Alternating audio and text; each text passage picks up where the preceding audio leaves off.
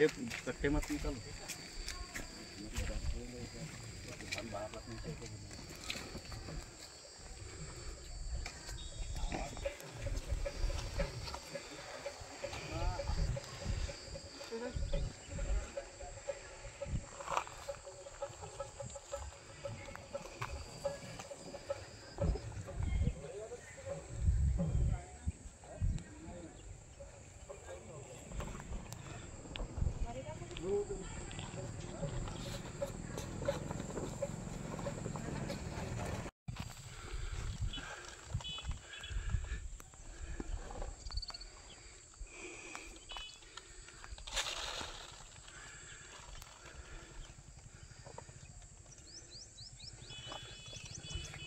धर्मशाला वैसी चिंता रहती थी जी बनाते हुए खाने में गया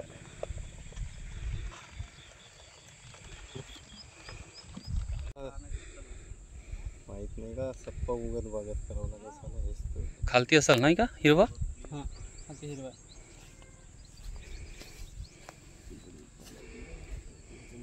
गणित येऊन जातं मोठा काम झाला असता जल्दी जल्दी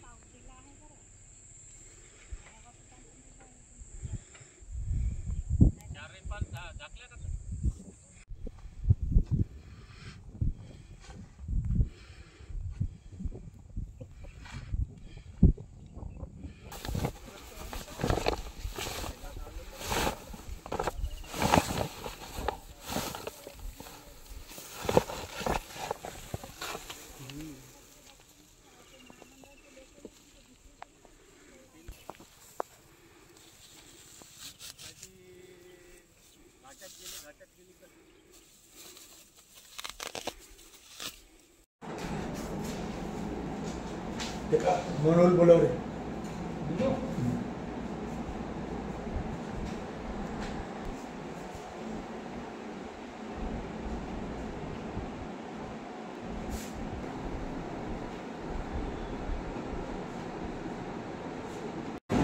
यावर्षी हंगाम 2023-24 मध्ये खरीप हंगामामध्ये जवळपास भंडारा गोंदिया जिल्हा अंतर्गत एकंदरीत आदिवासी हितकारी सहकारी संस्थाच्या माध्यमातून 7,54,000 क्विंटलच्या वर खरेदी करण्यात आलेले आहे आणि हे सर्व माल संस्थेच्या गोडाऊनमध्ये काही भाग आणि उघड्यावर पडलेला आहे।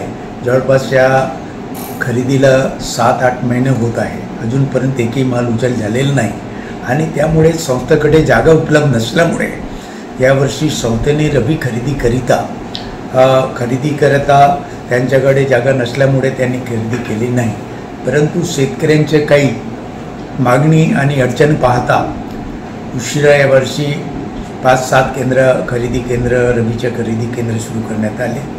त्यामध्ये जवळपास 5,000 ते 6,000 क्विंटल खरेदी आता झालेले आहे। अशा परिस्थितीमध्ये शेतकऱ्यांच्या फार नुकसान यावर्षी झालेलं आहे, कारण की माल वेळेवर उचल होणे, 2 महिन्याच्या आत जर माल उचल झाला असता तर ही परिस्थिती निर्माण झाली नसती। महामंडळाच्या वतीने अनेकदा वारंवार शासनाला आम्ही मागणी करतो की माल उचलण्याची प्रक्रिया लवकरात करावी, जेणेकरून हे संपूर्ण माल उचल होऊन संस्था पातळीवर येणारे जे घटतुटे आहे ते घटतूट थांबेल आणि जे शासनाचे मोठ्या प्रमाणावर जर नुकसान होते पावसामुळे किंवा इतर कारणामुळे घटतुटीमुळे ते नुकसान होणार नाही। तरी पण शासनाने आजपर्यंत कुठलेही लक्ष दिले नाही, अजूनपर्यंत याच्यावर कोणत्याही प्रकारची प्रक्रिया झाली नाही। त्यामुळे हे सर्व नुकसान जे होत आहे याला जबाबदार शासनच आहे। संस्थेच्या कुठलाही किंवा महामंडळाचे या ठिकाणी कुठल्याही प्रकारचा इथला दोष नाही, तरी पण शासनाने लक्ष दिलं पाहिजे। उघड्यावर धान पडलेला आहे, अंकुरमय झालेला आहे, काय सांगणार? पावसामुळे जे निर्माण होते वादळी पाऊस होऊन येत आहे, त्यामुळे ताटपत्री झाडले राहतात, ताटपत्री उठतात, त्याच्यात पाणी जातो, त्यामुळे अनेक काही ठिकाणी संस्थेवर ते धान ओला झाला आणि त्यामध्ये काही अंकुरित आले असते। अशा पद्धतीचं काही भागात झालेलं आहे, तरी पण महामंडळ याकडे लक्ष देऊन त्यांना व्यवस्था करण्याची प्रयत्न करतात। या संदर्भात शासनाला आम्ही नेहमी माहिती कळत असतो। या सर्व माल प्रक्रियेला शासन अन्न पुरवठा विभागाकडून माननीय जिल्हाधिकारी यांना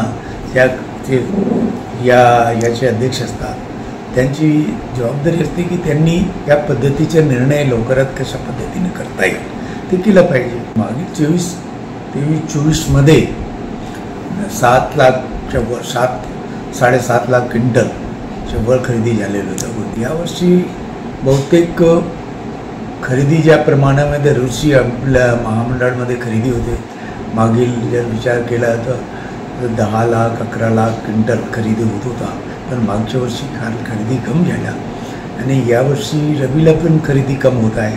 अधिकांश माल खरेदी केंद्र सुरू न झाल्यामुळे व्यापाऱ्याकडे विकल्या गेल्या, त्याच्यात शेतकऱ्यांचे फार नुकसान झाले. महामंडळाला आमचंच फक्त महामंडळ शेतकऱ्यांच्या हिताच्या दृष्टिकोनातून शासनाच्या निर्देशाप्रमाणे ज्या पद्धतीनं अभिकर्ता म्हणून शासनाने ज्या नियुक्त केल्या आहे महामंडळाला, त्या पद्धतीनं आम्ही काम करत असतो महामंडळ. पण अधिकांश जे काही निर्णय घ्यायचे असते ते शासनाच्या